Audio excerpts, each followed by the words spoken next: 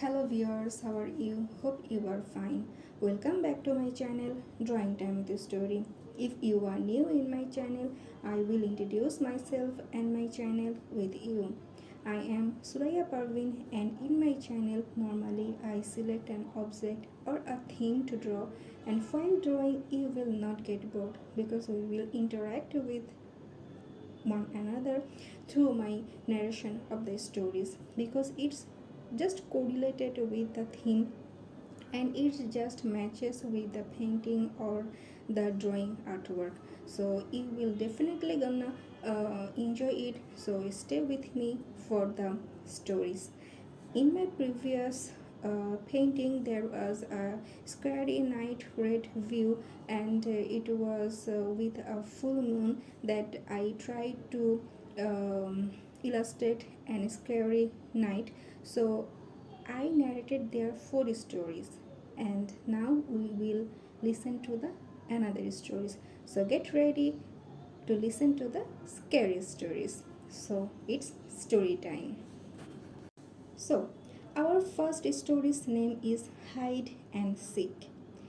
So, two sisters were spending the summer at their grandparents' house. When the sun was shining, they had plenty of fun, swimming in the lake out front, exploring the woods out back, and playing all sorts of games in the gardens. However, one week toward the end of their stay, it did nothing but rain. The girls had played board games, read books, made things with their craft supplies, and now they were just bored. They were thinking what we can do. The grandparents' house was large, and the girls thought it would be an excellent place for a game of hide and seek.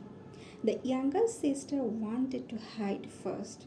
She ran off to find a hiding place while her sister covered her eyes and began to count to 50. The older sister heard her siblings' footsteps running up the stairs and along the halfway to the back of the house. After reaching 50, she opened her eyes and went in search of her sister. The girl went into every room. She looked under the beds and in the closets, behind the curtains and behind the doors, but her sister was nowhere to be found. She was very frightened. What will she say to her grandparents and parents? Finally, she reached the only room their grandparents had told them never to enter. She reached out and grasped the doorknob, turning it slowly and pushing the door open. Much to her surprise, the room was almost empty. The only item was an old, tall, curved wooden cupboard covered in cobwebs, but the door was slightly open. The girl ran over, laughing, and swung the door open, expecting to find her sister. But the cupboard was empty. She leaned in, and as she did, a cold, icy hand reached out from the back of the dark cupboard and grabbed her wrist. She let out a scream and tried to escape, but the hand started to pull her into the cupboard. The girl's sister heard her screams and ran to find out what was happening. She entered the room and looked on in horror as her sister began to disappear into the cupboard. Luckily, the little sister was quick thinking. She ran toward the cupboard and grabbed her sister's legs. After a brief tug of war, she managed to pull her sister out of the cupboard, and the two girls ran from the room, slamming the door behind them. I must appreciate the little girl because she was so patient waited enough to save her elder sister. And I must appreciate the people who can think very fast in their critical situations, because it's a very good what will I say? It's a very good skill to manage the problems we face. And our next story's name is Daddy's Home. A man and his young teenage son lived together in a small house on the outskirts of town. The lot their house sat on was large and overgrown with tall hedges blocking the house from the street. One day, the man left on an overnight business trip but took his son's phone charger by mistake. As a result, neither the boy nor his father could charge their phone. Both phones were fully charged at first, but the man was delayed on his way home, and by midnight on the second day, both phones were dead. It was just after this that the boy heard a knock on the front door. He was a sensible boy and knew not to open the door to strangers. Instead, he looked out of his bedroom window onto the drive to see who was there. The boy saw his father's car in the drive, but he could not see the front door from his room. He went downstairs and looked through the peephole in the door to see who was there. He could see his father on the other side of the door looking back at him, and the boy reached up to open the door, but something stopped him. Dad, the boy called out, why are you knocking on the door? Did you forget your keys? The boy waited, but there was no reply, just another knock on the door. Dad, the boy called out again. Why don't you just open the door and come in? But again there was no reply. Instead, there was just a steady, rhythmic knocking on the door, which began to get faster and faster. The boy's dad was knocking constantly on the door, waiting for him to open up when suddenly he stopped and there was no sound at all. The boy looked through the peephole again. His dad was still there, so he decided to open up. When he opened the door, he discovered his dad's head trapped to the door in front of the peephole and a trail of bloody footprints leading down the drive. And our next story is about the demon Hello Kitty. The woman who invented Hello Kitty has a daughter. Her daughter developed a rare form of cancer in her mouth, and the doctors told her mother there was nothing they could do. Her daughter was going to die. The mother was just inconsolable. Her daughter was her only child, and she could not imagine living the rest of her life without her. She vowed to do whatever she could do to save her. When the little girl was just hours from death, the mother was visited by the devil. He told her he could save her little girl if she promised to invent a cartoon character that would end up in every home. The mother was suspicious.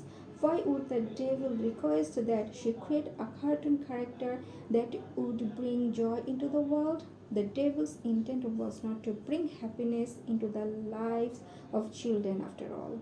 The devil said he would use the character to hypnotize children and possess them.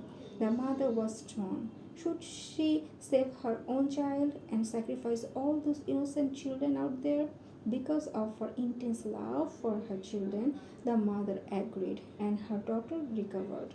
In return, the mother invented Hello Kitty. The character has no mouth because her daughter's mouth was eaten away by the cancer and sewn up. It was pointy ears like the devil's horns, and the word kitty means demon.